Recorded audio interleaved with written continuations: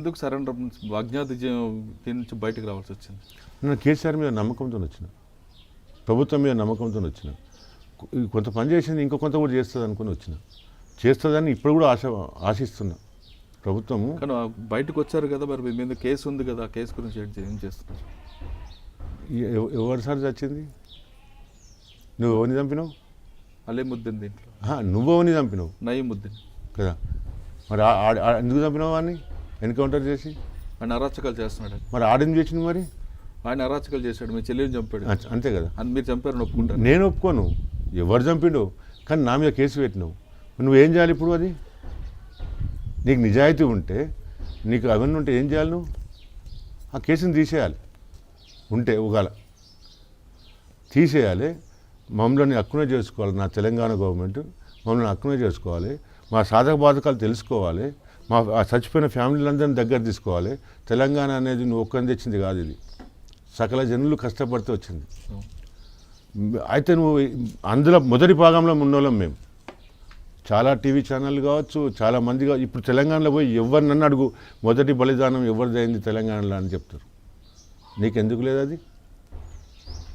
ఇప్పుడు నేను నిన్నదాకా నేను తెలంగాణ ఇప్పుడు అనుకుంటున్నా, కానీ నీకెందుకు లేదు? ఇంతవరకు ఎందుకు విలువలేదు? 3.5 సంవత్సరాలు 4 సంవత్సరాలు అవుతుంది. కానీ మీరు ఎవరు ఏదన్నా సరే తెలంగాణ అనగానే ఫస్ట్ తెలంగాణ గానకొక్కులో బెల్లి వెళ్తే గుర్తుకొస్తుంది ఎవరికైనా సరే. అంతే. అందులో ఎవరు దాన్ని దాచిపెట్టలేరు. కొన్ని వేల సంవత్సరాలైనా తెలంగాణ గానకొక్కులో బెల్లి వెళ్తారు. ఆమెకు సంబంధించి ఒక పాట పాడండి. అంటే నేను పాడలేను, నాకు మీకు నచ్చింది. అయితే ఏంటంటే, ఒక చిన్న సామాజిక రుగ్మతని కోటాను కోట్ల రూపాయలు సంపాదించుకోవడానికి పెట్టుబడులు ఆడుతున్న నాటకంలో ఒక గుట్కాని తయారు చేశారు.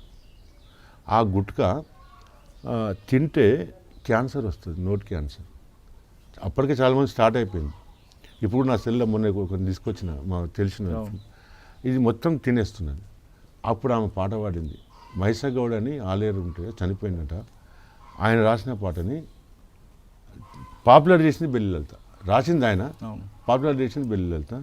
ఏమనేదంటే, గుట్కలో అమ్మ గుట్కాలు, అరే గుట్కాలు గుట్కాలు గుట్కాలు, అవి ప్రాణాలు తీసేటి చిట్కలు, చిన్నోడు పెద్దోడు చేతికి అందినోడు, అంటే చిన్నోడు పెద్దోడు చేతికి అందినోడు, ఈ పాడు గుట్కలు దీన్ని పాడైపోతారు. రాజకాయన దీన్ని రాజుని అనుకుంటుండు, మానకు చంద్రు దీన్ని మంచోడు అనుకుంటుండు. కంపెనీ పేరు కూడా మారుతుంది. ఇట్లా ఆమె పాడి స్టేజ్ మీద వాడుతున్నప్పుడు ఆ గుట్కలు, అప్పటికే దాదాపు 40% జనాలు గుట్కలకు అలవాటు పడ్డారు. ఆ గుట్కలు తినడానికి సిగ్గొచ్చి గుట్కలు ఉంచేసి నోరు గడకం వేసి, అక్క తప్పైంది,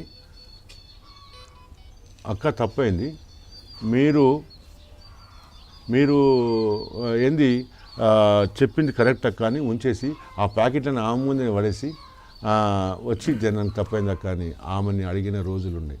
ఈరోజు తెలంగాణ ఉద్యమానికి తన పాటతోటి మాటతోటి ఊపిరిని అందించినటువంటి తెలంగాణ గానకోకిల బెల్లి లలితతో పాటు తెలంగాణ ఉద్యమంలో భాగంగా అమరులైనటువంటి ఎంతోమంది అమరులను స్మరిస్తూ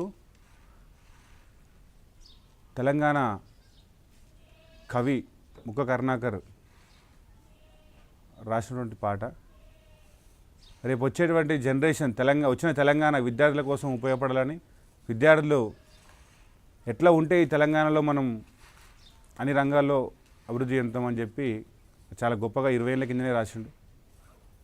విద్యార్థి వెలగాలిరా తెగువతో ఉరకాలిరా, విద్యార్థి వెలగాలిరా తెగువతో ఉరకాలిరా, మబ్బు లాంటి వాడల్లో నా సోదరా,